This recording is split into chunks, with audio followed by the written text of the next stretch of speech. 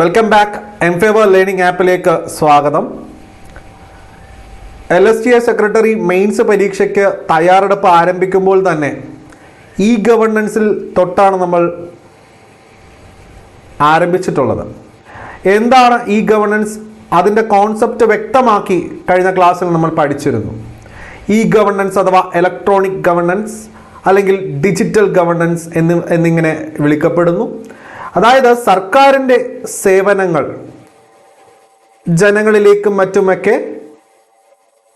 വളരെ സുതാര്യമായി കാര്യക്ഷമതയോടുകൂടി എത്തിക്കുന്നതിന് വേണ്ടിയിട്ടുള്ള നടപടിക്രമത്തിൻ്റെ ഭാഗമാണ് ഇ ഗവർണൻസ് അഥവാ ഇലക്ട്രോണിക് ഗവർണൻസ്. ഇതിൻ്റെ നേട്ടങ്ങൾ എന്തൊക്കെയാണ് എന്ന് മനസ്സിലാക്കുന്നതിനോടൊപ്പം തന്നെ ഇന്ത്യയിൽ നടപ്പിലാക്കപ്പെട്ടിട്ടുള്ള ഇ ഗവർണൻസ് പദ്ധതികൾ അഥവാ പരിപാടികൾ, അതിൽ ചിലത് നമുക്ക് ഈ ഒരു സെഷനിൽ പഠിക്കണം. ഏവർക്കും അറിയാം, 2015 അവതരിപ്പിക്കപ്പെട്ട ഡിജിറ്റൽ ഇന്ത്യ, അതുമായി ബന്ധപ്പെട്ട് വരുന്ന മറ്റ് പല കാര്യങ്ങളെക്കുറിച്ചും അടുത്തൊരു സെഷനിൽ നമുക്ക് നോക്കാം. ഇന്നത്തെ ഒരു സെഷനിൽ ചില പ്രധാന കാര്യങ്ങളിലേക്ക് ഒന്ന് എത്തി നോക്കാം. ഈ ഒരു ക്ലാസ്സിൻ്റെ നോട്ട് എംഫേവർ കേരള PSC എന്ന ടെലിഗ്രാം ചാനലിൽ അവൈലബിൾ ആയിരിക്കും. ടെലിഗ്രാമിൽ എംഫേവർ കേരള PSC എന്ന് സെർച്ച് ചെയ്യാം. അവിടെ നിന്നും നോട്ടുകൾ ഡൗൺലോഡ് ചെയ്യാം. എംഫേവർ ലേണിംഗ് ആപ്പ് ഗൂഗിൾ പ്ലേ സ്റ്റോറിൽ നിന്നും ഡൗൺലോഡ് ചെയ്ത് നമ്മുടെ പ്രിലിംസ് കം മെയിൻസ് ബാച്ചിലേക്ക് പഠിച്ചുകൊണ്ട് 100% ഒരു റാങ്ക് നിങ്ങൾക്ക് ഇന്ന് തന്നെ ഉറപ്പിക്കാം. ഓക്കെ,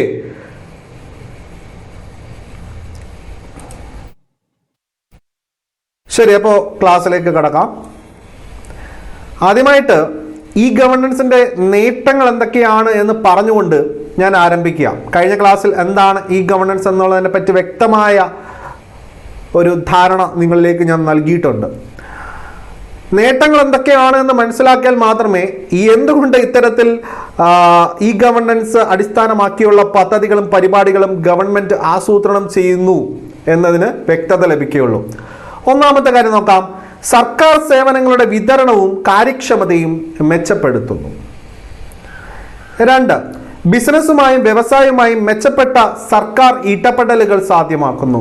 നമുക്കറിയാം, വിവിധ തരം ഇടപെടലുകൾ ഇ ഗവേണൻസിന്റെ ഭാഗമായിട്ട് നമ്മൾ പഠിച്ചു.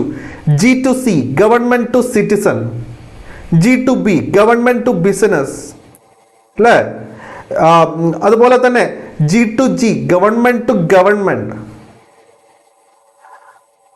G2E ഗവൺമെന്റ് ടു ഓൺടർപ്രീനേഴ്സ്, അല്ലേ? അതായത് വ്യവസായികളുമായി ബന്ധപ്പെട്ട് സർക്കാരിന്റെ ഇടപെടൽ. അപ്പോൾ ഇത്തരത്തിലുള്ള ഇടപെടലുകൾ എല്ലാം തന്നെ സാധ്യമാകുന്നു. അതും കൂടുതൽ മെച്ചപ്പെട്ട് കാര്യക്ഷമതയോടുകൂടി കൂടുതൽ കാര്യക്ഷമമായ സർക്കാർ മാനേജ്മെന്റ് ഉറപ്പുവരുത്തുന്നു. ഭരണത്തിൽ അഴിമതി കുറയ്ക്കുന്നു. ഭരണത്തിൽ സുതാര്യത, ട്രാൻസ്പാരൻസി വർദ്ധിക്കുന്നു. പൗരന്മാർക്കും ബിസിനസ്സുകാർക്കും വിവരങ്ങൾ നേടാൻ കൂടുതൽ സൗകര്യം നൽകുന്നു. ഇന്ന് ഒരൊറ്റ മൊബൈൽ ക്ലിക്കിലൂടെ എല്ലാ കാര്യങ്ങളും നമുക്ക് മനസ്സിലാക്കാൻ സാധിക്കും. ചെലവ് കുറയ്ക്കലും വരുമാന വളർച്ചയും സാധ്യമാക്കുന്നു. എങ്ങനെ ചെലവ് കുറയ്ക്കാം? ഇന്നെല്ലാം ഡിജിറ്റലൈസ് ആക്കപ്പെടുന്നതിലൂടെ തന്നെ എന്ത് സംഭവിക്കുന്നു? പേപ്പർ വർക്കുകൾ കുറയുന്നു. പേപ്പർ ലാഭിക്കാമല്ലോ.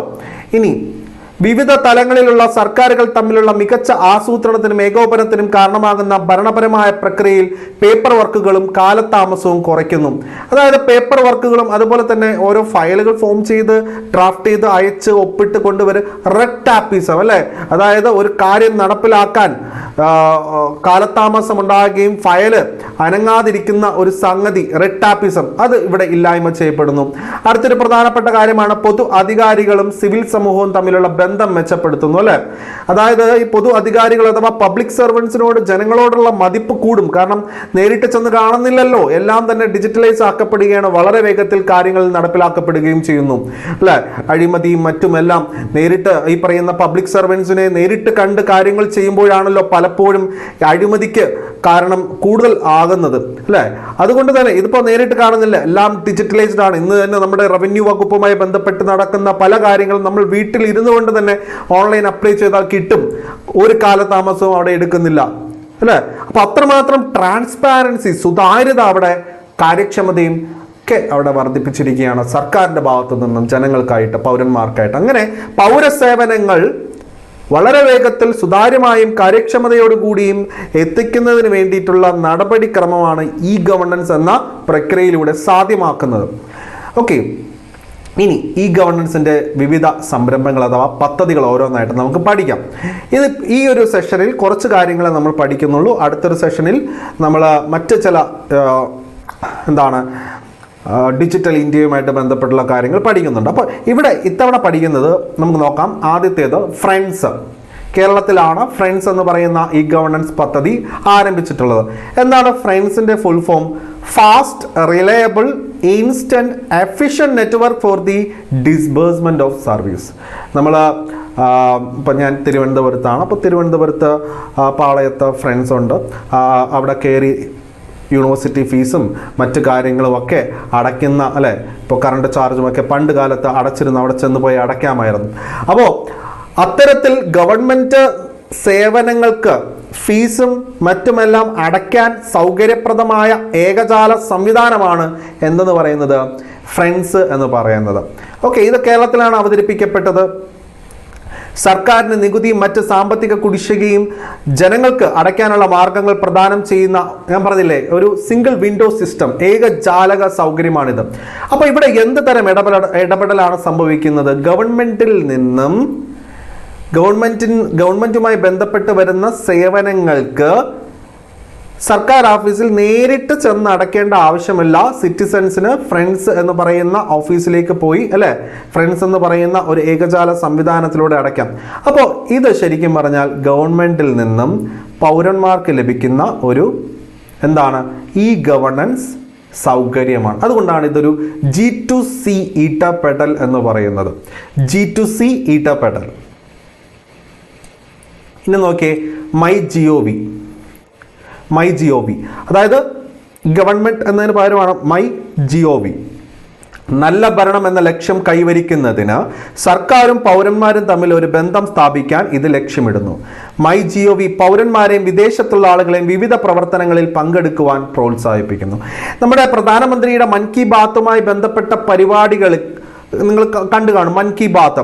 അപ്പോൾ മൻ കി ബാത്ത് പരിപാടിയുമായി ബന്ധപ്പെട്ട് ചില വിവരങ്ങൾ ശേഖരിക്കുക, അല്ലെങ്കിൽ സിറ്റിസൺസിൻ്റെ അഭിപ്രായങ്ങൾ ശേഖരിക്കുന്നതിന് മറ്റുമൊക്കെ ഉപയോഗിക്കുന്ന വൺ ഓഫ് ദി പ്ലാറ്റ്ഫോംസ് ആണ് മൈ ജിഒവി എന്ന് പറയുന്നത്. അതുകൊണ്ട് തന്നെ നമ്മുടെ പൗരന്മാരും അതുപോലെ തന്നെ വിദേശത്തുള്ള ആളുകളെയുമെല്ലാം ഈ പ്രക്രിയയിൽ പങ്കെടുപ്പിക്കുന്നുണ്ട്. അപ്പോൾ ഈ പറയുന്ന നമ്മുടെ രാജ്യത്തിൻ്റെ ഭരണം മെച്ചപ്പെടുന്നതിന് വേണ്ടിയിട്ടുള്ള സംവിധാനത്തിന് ജനങ്ങളിൽ നിന്നും മറ്റുമെല്ലാം അഭിപ്രായം ആരായുന്ന ഒരു പ്ലാറ്റ്ഫോം കൂടിയാണ് my GOV. National informatics centre ആണ് മൈ ജിഒവി ആപ്പ് വികസിപ്പിച്ചിരിക്കുന്നത്. ഇതും ഒരു G2C, അല്ലെ, ഗവൺമെന്റ് ടു സിറ്റിസൺ ഇടപെടൽ സാധ്യമാക്കുന്ന സംരംഭമാണ്. അല്ലെ, ഗവൺമെന്റ് ആരിൽ നിന്ന് തേടുന്നത്? സിറ്റിസൺസിൽ നിന്ന്. സോ G2C ഇത് വളരെ ഇമ്പോർട്ടൻ്റ് ആണ്. എന്ത് തരം ഇടപെടലുകളാണ് ഇവിടെ ഉള്ളത് എന്നുള്ളത് വളരെ ഇമ്പോർട്ടൻ്റ് ആണ്. ഇനി ലോക്വാണി, അത് ഉത്തർപ്രദേശിലാണ്. പരാതികൾ കൈകാര്യം ചെയ്യുന്നതിനും ഭൂമിയുടെ രേഖകൾ പരിപാലിക്കുന്നതിനും ആവശ്യ സേവനങ്ങൾ പൗരന്മാർക്ക് പ്രദാനം ചെയ്യുന്ന ഒരു ഏകജാല സൗകര്യം, അല്ലേ. ഇത് ഗവൺമെന്റ് ടു സിറ്റിസൺ ആണ്. നമ്മൾ എന്ത് തരം ഇടപെടലുകളാണ് ഇവിടെ സംഭവിക്കുന്നത് എന്ന് അറിയിക്കുന്നതിന് വേണ്ടിയിട്ട്, അല്ലെങ്കിൽ നാളെ കാലത്ത് PSC ചോദിക്കാം ഇത്തരത്തിലുള്ള പദ്ധതികൾ, G2C ഇടപെടലുകൾ സാധ്യമാക്കുന്ന പദ്ധതികൾ അഥവാ പരിപാടികൾ, സംരംഭങ്ങൾ ഏതാണ് എന്നൊക്കെ ചോദിച്ചു കഴിഞ്ഞാൽ അവിടെ നമുക്ക് ഉത്തരം കൊടുക്കാം, അല്ലേ. ഫ്രണ്ട്സ്, മൈ ജിഒവി, ലോക്വാണി എന്ന് പറഞ്ഞാൽ ഉത്തർപ്രദേശിലാണ്. പരാതികൾ കൈകാര്യം, അതായത് ഭൂമി രേഖകൾ പരിപാലിക്കുന്നതുമായി ബന്ധപ്പെട്ട് വരുന്ന റവന്യൂ റിലേറ്റഡ് ആയിട്ടുള്ള ഒരു ഇ ഗവർണൻസ് സംവിധാനമാണ് ഉത്തർപ്രദേശിലെ ലോക്വാണി എന്ന് പറയുന്നത്. ഇനി ഇ മിത്ര എന്ന് പറയുന്നത് പൗരസേവനങ്ങൾ വേഗത്തിലും രാജസ്ഥാനിലാണ് സൗകര്യപ്രദമായും എത്തിക്കാൻ പ്രതിജ്ഞാബദ്ധമായ ഒരു ഇ ഗവർണൻസ് സംവിധാനം രാജസ്ഥാനിൽ നിന്നും. ഇതും ഒരു G2C ഇടപെടലാണ്, ഇ മിത്ര രാജസ്ഥാൻ. ഇനി ഗ്യാൻദൂത്ത് എന്ന് പറയുന്നത് മധ്യപ്രദേശിൽ നിന്നാണ്. ഗ്രാമീണ ജനതയ്ക്ക് ഇ ഗവർണൻസ് സേവനങ്ങൾ എത്തിക്കുന്നതിനായി പഞ്ചായത്ത് രാജ് സ്ഥാപനങ്ങളെ മധ്യപ്രദേശിൽ ഏർപ്പെടുത്തിയിട്ടുണ്ട്. ആ പറയുന്ന നടപടിക്രമങ്ങൾ ഡിജിറ്റലൈസ് ചെയ്യപ്പെട്ടു ഗ്യാൻദൂത്ത് എന്ന് പറയുന്ന ആപ്പിലൂടെ. ഇതും ഒരു G2C ഇടപെടലാണ് എന്നുള്ളത് ഓർത്തിരിക്കണം. ഇനി ഭൂമി, കർണാടക. അഴിമതിയും ഡാറ്റ കൃത്രിമത്വവും തടയുന്നതിനായി സംസ്ഥാനത്തെ എല്ലാ ഭൂരേഖകളും കമ്പ്യൂട്ടർവൽക്കരിക്കുക. അതായത് എല്ലാ ലാൻഡ് റെക്കോർഡ്സും, ഇന്നിപ്പോൾ നമ്മുടെ സംസ്ഥാനത്ത് പോലും ലാൻഡ് റെക്കോർഡ്സ് ഒക്കെ കമ്പ്യൂട്ടറൈസ് ചെയ്യുന്നതിന്റെ ഭാഗമായിട്ട് വന്നുകൊണ്ടിരിക്കുകയാണ്, അല്ലേ. അപ്പോൾ ലാൻഡ് റെക്കോർഡ്സ് കമ്പ്യൂട്ടറൈസ് ചെയ്യപ്പെടുന്നതിന് വേണ്ടിയിട്ട് കർണാടകയിൽ അവതരിപ്പിച്ച ഒരു ആപ്പാണ് ഭൂമി ആപ്പ് എന്ന് പറയുന്നത്. ഇതൊരു G2C ഇടപെടൽ സാധ്യമാക്കുന്ന സംരംഭമാണ്, ഗവൺമെന്റ് ടു സിറ്റിസൺ. ഇനി MCA 21, അതായത് മിനിസ്ട്രി ഓഫ് കോർപ്പറേറ്റ് അഫയേഴ്സ് ആണ്. അതായത് കേന്ദ്ര തലത്തിൽ കേന്ദ്ര കോർപ്പറേറ്റ് കാര്യ മന്ത്രാലയം നൽകുന്ന എല്ലാ രജിസ്ട്രിയുമായി ബന്ധപ്പെട്ട സേവനങ്ങളിലേക്ക് കോർപ്പറേറ്റുകൾക്കും മറ്റ് പങ്കാളികൾക്കും കമ്പനികൾക്കും ഏത് സമയത്തും അവർക്ക് ഏറ്റവും അനുയോജ്യമായ രീതിയിൽ എളുപ്പവും സുരക്ഷിതവുമായ ഓൺലൈൻ പ്രവേശനം നൽകുന്നു. ഇത് ശ്രദ്ധിക്കുക, ഗവൺമെന്റിൽ നിന്നും ബിസിനസ്സുകാർക്ക് ലഭിക്കുന്ന ഒരു സൗകര്യമാണ് എന്നുള്ളത് കൊണ്ട് ഇതൊരു G2B ഇടപെടൽ സാധ്യമാക്കുന്ന സംരംഭമാണ്, G2B എന്നുള്ളത്.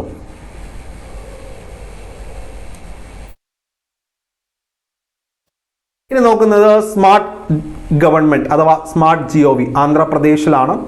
അതായത് സെക്രട്ടേറിയറ്റിലെ വിവിധ വകുപ്പുകൾക്കിടയിലുള്ള പ്രവർത്തനങ്ങൾ ഏകോപിപ്പിച്ചുകൊണ്ട് മെച്ചപ്പെടുത്തുന്നതിന് വേണ്ടിയിട്ട് ആന്ധ്രാപ്രദേശിൽ വികസിപ്പിച്ചെടുത്തതാണ്. ഇതൊരു G2G അഥവാ ഗവൺമെന്റ് ടു ഗവൺമെന്റ്. അതായത് നമ്മൾ നേരത്തെ G2C പഠിച്ചു, G2B പഠിച്ചു, ഇത് G2G ആണ്. അതായത് ഗവൺമെന്റ് ടു ഗവൺമെന്റ്, ഗവൺമെന്റിന്റെ വിവിധ വകുപ്പുകൾക്കിടയിൽ അങ്ങോട്ടും ഇങ്ങോട്ടും ഇടപെടൽ സാധ്യമാക്കുന്ന തരത്തിലുള്ള ഒരു സംഗതിയാണ്. ഇപ്പോൾ ഫോർ എക്സാമ്പിൾ നമുക്ക് G2E ഉണ്ട്, ഗവൺമെന്റ് ടു എംപ്ലോയീസ് ആണ് കേട്ടോ, G2E. അത് G2Eക്ക് ഒരു എക്സാമ്പിൾ നിങ്ങൾക്ക് പറയാൻ പറ്റുമോ? G2E government to employee. Spark അല്ലെ, അതായത് നമ്മുടെ സംസ്ഥാനത്ത് ഈ പറയുന്ന സർക്കാർ ജീവനക്കാരുടെ ശമ്പളവും മറ്റ് കാര്യങ്ങളുമെല്ലാം ഈ സ്പാർക്കുമായിട്ട് കണക്ട് ചെയ്തിരിക്കുകയാണ് അല്ലെ. അപ്പോൾ നമ്മുടെ ജീവനക്കാരുടെ ശമ്പളങ്ങളുമെല്ലാം, അപ്പോൾ സർക്കാരിൻ്റെ ആനുകൂല്യങ്ങളും മറ്റുമെല്ലാം എംപ്ലോയീസിന് കിട്ടുന്ന തരത്തിൽ ഒരു ഗവേണൻസ് സംവിധാനമാണ് സ്പാർക്ക് എന്ന് പറയുന്നത്. അപ്പോൾ അത് G2Eക്ക് ഒരു ഉദാഹരണമായിട്ട് നമുക്ക് പറയാം. ഇതാണെങ്കിലോ G2G സ്മാർട്ട് GOV. ഇനി ഖജനെ കർണാടകയിലാണ്. സമഗ്രമായ ഓൺലൈൻ ട്രഷറി കമ്പ്യൂട്ടറൈസേഷൻ പദ്ധതിയാണ് ഖജാനെ. ഇതൊരു G2G ഇടപെടൽ. കർണാടകയിൽ വകുപ്പുകൾ തമ്മിലുള്ള G2G ഇടപെടലാണത്. ഇനി പോസ്റ്റൽ ബാലറ്റ് സായുധ സേനകളിലെയും അനുബന്ധ സേനകളിലെയും അംഗങ്ങൾക്കും വിദൂര അല്ലെങ്കിൽ അപ്രാപ്യമായ പ്രദേശങ്ങളിൽ വിന്യസിച്ചിരിക്കുന്ന ചില സർക്കാർ ജീവനക്കാർക്കും വിദേശത്ത് ജോലി ചെയ്യുന്നവർക്കും പോസ്റ്റൽ ബാലറ്റിലൂടെ പ്രയോജനം വ്യാപിച്ചിരിക്കുന്നു. അതാണ് ഈ പോസ്റ്റൽ ബാലറ്റ് അറിയാമല്ലോ. സ്വാഭാവികമായിട്ടും ഇലക്ഷൻ പ്രക്രിയയിൽ നേരിട്ട് പങ്കെടുക്കുവാൻ സാധിക്കാത്ത സർക്കാർ ഉദ്യോഗസ്ഥരുണ്ടാവും, മറ്റു പലയിടങ്ങളിലും ജോലി ചെയ്യുന്നുണ്ടാകാം, അല്ലെങ്കിൽ ഇലക്ഷനുമായി ബന്ധപ്പെട്ട് ജോലി ചെയ്യുന്ന ആൾക്കാരായിരിക്കാം. അവർക്ക് നേരിട്ട് അവരുടെ ഇലക്ഷൻ ബൂത്തിൽ ചെന്ന് വോട്ട് ചെയ്യാനുള്ള അവസരമില്ല എന്നുള്ളതിനാൽ തന്നെ പോസ്റ്റൽ ബാലറ്റ് ആണ്. അപ്പോൾ ഇത് ഗവൺമെന്റ് എംപ്ലോയീസിന് നൽകുന്ന ഒരു സംവിധാനമാണ്. ഇതൊരു G2E ഇടപെടൽ സാധ്യമാക്കുന്ന ഗവേണൻസ് സംരംഭമാണ്. ഇനി ബാങ്കിങ്, അതെല്ലാവർക്കും അറിയാം. ശരിക്കും ബാങ്കിങ് എന്ന് പറയുന്നത് ബാങ്കിന്റെ സൗകര്യങ്ങൾ എല്ലാ പൊതുസമൂഹത്തിനും ഡിജിറ്റലൈസേഷന്റെ ഭാഗമായിട്ട് ഇപ്പം നെറ്റ് ബാങ്കിങ് ഇല്ലേ, UPI ഇല്ലേ, ഇതെല്ലാം ബാങ്കിങ് സംവിധാനത്തിന്റെ ഭാഗമാണ്. ബാങ്കിങ് സേവനങ്ങൾ ഉപഭോക്താക്കൾക്ക് നേരിട്ട് ഇലക്ട്രോണിക് മാധ്യമത്തിലൂടെ നൽകുന്നു. ഇലക്ട്രോണിക് മാധ്യമത്തിൽ ഉപഭോക്താവും വിൽപ്പനക്കാരനും തമ്മിൽ നടത്തുന്ന സാമ്പത്തിക ഇടപെടലുകൾക്കായുള്ള സംവിധാനമാണ് ഇലക്ട്രോണിക് പേയ്മെന്റ് സിസ്റ്റം. ഇനി ഇതൊരു G2C ഇടപെടൽ സാധ്യമാക്കുന്നു, G2B ഇടപെടൽ സാധ്യമാക്കുന്നു. എല്ലാ തലത്തിലും G2C ഗവൺമെന്റ് സിറ്റിസൺസ്, അതുപോലെ സിറ്റിസൺസിന് മാത്രമല്ലല്ലോ ഈ പറയുന്ന പല ബിസിനസ് സംരംഭങ്ങൾക്കുമെല്ലാം ഇത് ബാങ്കിങ് സംവിധാനമുണ്ട്. അതുകൊണ്ട് G2C G2B ഇടപെടലുകളെല്ലാം സാധ്യമാക്കുന്നുണ്ട്. ഈ പറയുന്ന ഇലക്ട്രോണിക് പേയ്മെന്റ് സിസ്റ്റം അഥവാ ബാങ്കിങ് സംവിധാനം. ഇനി അഗ്മാർക്ക് നെറ്റ് അഥവാ അഗ്രികൾച്ചർ മാർക്കറ്റിംഗ് ഇൻഫർമേഷൻ നെറ്റ്വർക്ക്. കേന്ദ്ര കൃഷി മന്ത്രാലയം 2000 ആരംഭിച്ച അഗ്മാർക്ക് നെറ്റിലൂടെ ഉൽപ്പന്നങ്ങളുടെ വില, കാർഷിക ഉൽപ്പന്ന വിപണികളിൽ നിന്നുള്ള ചരക്കുകളുടെ വരവ് വിവരങ്ങൾ എന്നിവ നിർമ്മാതാക്കൾ, ഉപഭോക്താക്കൾ, വ്യാപാരികൾ, നയരൂപകർത്താക്കൾ എന്നിവരിലേക്ക് സുതാര്യമായും വേഗത്തിലും വെബ് അധിഷ്ഠിത വ്യാപനത്തിലൂടെ അഗ്മാർക്ക് നെറ്റ് എന്ന് പറയുന്ന ഒരു വെബ് പോർട്ടൽ ഉണ്ട്. ഇതുവഴി എല്ലാ കാര്യങ്ങളും കൃത്യമായിട്ട് റിയൽ ടൈം പ്രോസസ്സിലൂടെ അറിയാൻ സാധിക്കും. ഇതൊരു G2C ഇടപെടൽ സാധ്യമാക്കുന്ന സംരംഭമാണ്. ഇനി മറ്റൊരു പ്രധാനപ്പെട്ട കാര്യമാണ് കോഡ്സ് എന്ന് പറയുന്നത്, ഇലക്ട്രോണിക് കോഡ്സ് അല്ലെ. അതായത് കോടതികളെ സാങ്കേതിക വിദ്യയുടെ അടിസ്ഥാനത്തിൽ അതിനൂതനമാക്കി മാറ്റിയിരിക്കുന്നു. 2007 മുതൽ ഇവ നടപ്പിലാക്കി വരുന്നത് കേന്ദ്ര നീതിന്യായ മന്ത്രാലയമാണ്. യോഗ്യതയുള്ള ഒരു ജഡ്ജിയുടെ സാന്നിധ്യത്തിൽ നിയമപരമായ കാര്യങ്ങൾ തീർപ്പാക്കുന്ന ഇലക്ട്രോണിക് കോടതികളാണ് ഈ കോടതികൾ എന്ന് പറയുന്നത്. ഈ കോടതികളിൽ വ്യവഹാരക്കാർക്ക് അവരുടെ പരാതികൾ ഇലക്ട്രോണിക്കായി ഫയൽ ചെയ്യാനും അവരുടെ കേസുകളുടെ നില ഓൺലൈനായി കാണാനും കോടതി ഫീസും പിഴയും ഓൺലൈനായി അടയ്ക്കാനും കഴിയും. സമൂഹത്തിലെ എല്ലാ വിഭാഗങ്ങൾക്കും താങ്ങാനാവുന്ന ഇത്തരത്തിലുള്ള കോടതികളുടെ വ്യവഹാരങ്ങൾ, ട്രയലും പ്രോസിക്യൂഷനും എല്ലാം വളരെ വേഗത്തിൽ തന്നെ നടക്കുന്നു. ഓക്കെ, അപ്പോൾ ഈ കോർട്ടും ഈ പറയുന്ന ഈ ഗവർണൻസിന്റെ ഭാഗമായിട്ടുള്ള ഒരു സംരംഭം തന്നെയാണ്. അതുപോലെ തന്നെ ഇ കൊമേഴ്സ് അല്ലേ, ഇ കൊമേഴ്സ് സാധനങ്ങൾ വാങ്ങാനും പിടിക്കാനും ഒക്കെ ഇന്ന് സൗകര്യപ്രദമായി ആമസോണും ഫ്ലിപ്കാർട്ടും ഒക്കെ തുടങ്ങി ഒരുപാട് വെബ് പോർട്ടുകൾ അവൈലബിൾ ആണ്. ഇ കൊമേഴ്സ് എന്നത് സ്ഥാപനങ്ങളെയും വ്യക്തികളെയും ഇന്റർനെറ്റിലൂടെ സാധനങ്ങൾ വാങ്ങാനും വിൽക്കാനും അനുവദിക്കുന്ന ഒരു ബിസിനസ് രീതിയാണ്. ഇനി വിവിധ തരം ഇ കൊമേഴ്സ് രീതികൾ നമുക്ക് അറിയേണ്ടതായിട്ടുണ്ട്. B2C അഥവാ ബിസിനസ് ടു കൺസ്യൂമർ, ഒരു പൊതുവ്യാപാരി ഉൽപ്പന്നങ്ങൾ ഉപഭോക്താക്കൾക്ക് വിൽക്കുന്നു അല്ലെ, ഒരു പൊതുവ്യാപാരി ഉൽപ്പന്നങ്ങൾ ഉപഭോക്താക്കൾക്ക് വിൽക്കുന്നു. B2C business to consumer. ഇനി എന്താണ് B2B നോക്കാം. ഒരു പൊതുവ്യാപാരി ഉൽപ്പന്നങ്ങൾ മറ്റൊരു വ്യാപാരിക്ക് വിൽക്കുന്നു. അതായത് ഹോൾസെയിൽ റേറ്റിന് സാധനം എടുത്തിട്ട് റീറ്റെയിൽ റേറ്റിന് വിൽക്കുന്ന ആളുകളെ നമ്മൾ കാണുന്നില്ലേ, അതാണ് B2B business to business. Okay, അപ്പൊ ഇ കൊമേഴ്സിന്റെ ഭാഗമായിട്ടുള്ള വിവിധ തരം ഇടപെടലുകളാണ്. ഒന്ന് B2C ബിസിനസ് ടു കൺസ്യൂമർ, രണ്ട് B2B ബിസിനസ് ടു ബിസിനസ്. ഇനി കൺസ്യൂമർ ടു കൺസ്യൂമർ അതെങ്ങനെയാണ് നമുക്ക് നോക്കാലോ. മൂന്നാമതൊരു കക്ഷിയുടെ പ്ലാറ്റ്ഫോം അഥവാ വിപണി നിർമ്മാതാവ് വഴി ഉപഭോക്താക്കൾ അവരുടെ ഉൽപ്പന്നങ്ങൾ പരസ്പരം വിൽക്കുകയോ വാങ്ങുകയോ ചെയ്യുന്നു. ഫോർ എക്സാമ്പിൾ OLX എന്ന് പറയുന്ന ഒരു ആപ്പ് നമുക്കുണ്ട്, നമ്മൾ മൊബൈലിലൊക്കെ നമുക്ക് എല്ലാവർക്കും ഉണ്ടായിരിക്കും.